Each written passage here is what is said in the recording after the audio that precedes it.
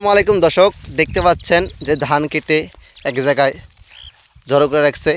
দেখেন এইবার আমাদের বিল্লাছড়া বিলে প্রচুর পরিমাণে ধান হয়েছে। দেখেন ধানগুলো কেটে কেটে জড়ো করে রাখছে।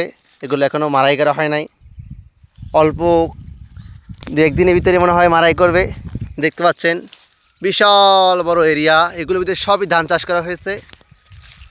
মোটামুটি এবার প্রচুর পরিমাণে ধান হয়েছে বিলগুলোর ভিতরে। আসলে এগুলো পানিও দিতে হয়, এখানে পানিরও সংকট আছে, তাও অনেক কষ্ট করে কৃষক ভাইরা পানি দিচ্ছে। দেখতে পাচ্ছেন অনেক বড় কিন্তু বিল, আর ধানগুলো খুব সুন্দর হয়েছে। যদি দেখাই দিই আপনাকে একটু, আপনাদেরকে দেখেন, এই দেখেন অনেক সুন্দর ধান হয়েছে। দেখতে পাচ্ছেন অনেক সুন্দর ধান হয়েছে কিন্তু এবছর। তো যদি কৃষক ভাইদের কৃষিকাজ আপনাদের ভালো লাগে, যদি তাদের কষ্টকে আপনাকে মর্যাদা দিতে জানেন, তাহলে এই ভিডিওটা লাইক কমেন্ট করবেন।